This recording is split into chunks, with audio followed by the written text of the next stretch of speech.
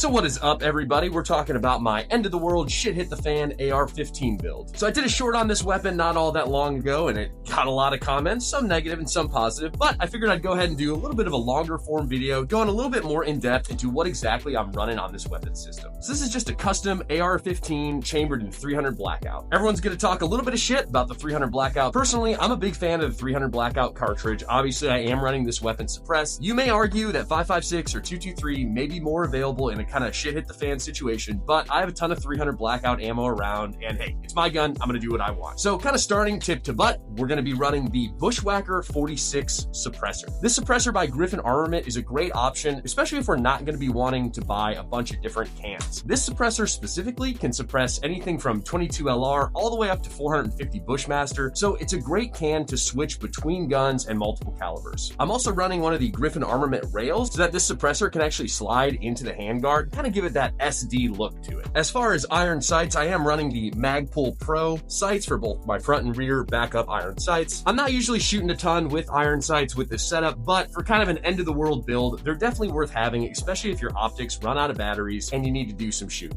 Moving a little bit further back on the gun, we got the Surefire Scout Light with that Surefire pressure pad. The light works great. It's a little bit expensive because it is a Surefire, but you also kind of get that quality and reliability that Surefire is known for. I didn't do anything super fancy to get this pressure pad on. I just grabbed a couple of zip ties and zip tied it together, but those have been on for quite some time and it functions without issue. Moving back, we got the Emissary Development Hand Stop, and I actually like this guy quite a bit. Usually I'm a fan of vertical grips, but this hand stop does a great job of giving your hands something to back up and rest on, as well as still allowing you to get a really good C-clamp on that rifle. For the sling we're running on this is actually the burn-proof gear sling, and I actually highly recommend this sling. I'll switch this sling back and forth on a lot of my guns, and it's really nice because it has this kind of adjustable feature right here, so you can make the sling longer or shorter pretty easily with just a flick of that tab. Those slings usually run in at about 75 to 80 bucks, which is a little bit costly for a sling, but to have one quality sling you're running, especially on kind of an end-of-the-world AR-15 build, is absolutely worth it in my opinion. For an optic, I'm running the Hollow Sun AMES red dot. It's a good quality red dot, comes in at about 300 bucks. Nothing super fancy with it, but it does have that kind of shake-wake technology, so you can set it on the nightstand, pick up the gun, and your dot is on.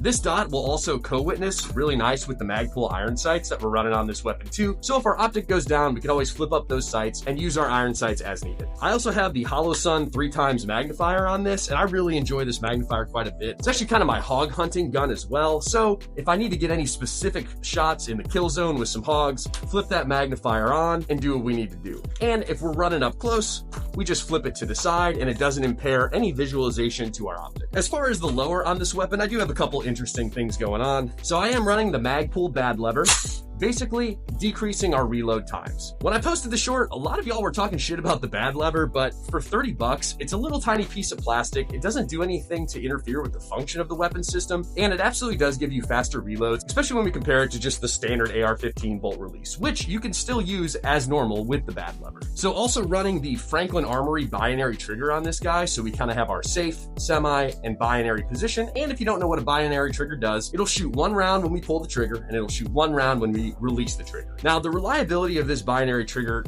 to be honest, is pretty questionable. Sometimes it works flawlessly in binary, other times it jams up a little bit. That being said, in the semi mode, it is a little bit of a better trigger than a mil-spec trigger, and I would probably just keep it in semi if I'm talking self-defense or a shit hit the fan scenario. It's kind of nice to have the option to just throw lead downrange in binary, but if it's gonna jam, probably not worth it. Running just a Magpul AR-15 grip, but this one is rubberized, and I highly recommend the rubberized grip over just the normal plastic one. Kind of makes your hand feel snug up against that pistol grip. And all this stuff in the lower is sitting on a Spikes Tactical lower receiver. So this lower specifically is the Spikes Tactical Snowflake lower. I don't know, it's kind of funny because instead of safe, semi, and auto, we have a safe space, triggered, and a full lid turd option, which I thought was kind of cutesy, and I enjoy it. Moving a little bit further back, I do have an ambidextrous charging handle on this. Kind of looks like the Radian Raptor charging handle, but I'm not gonna lie to you guys, I got this on Amazon like 3 years ago for 10 bucks, and I truly have no idea the brand name, but it's worked for years for me.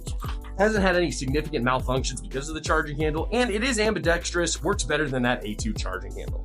To finish us off here, we just got a mag pull adjustable stock on this guy that I threw a piece of paracord on to allow for that sling attachment in the back. So everybody's gonna have their different preferences on their end of the world AR-15, but for me, this is what I put together. I use this as a home defense gun, a hog hunting gun, and hey, if the end of the world happens, this is gonna be my go-to AR-15. I really appreciate you guys tuning into this video. If you wouldn't mind hitting me with a subscribe, I would really appreciate it. It's what keeps these small channels going strong. I'll catch you guys on the flip side. Appreciate you tuning in.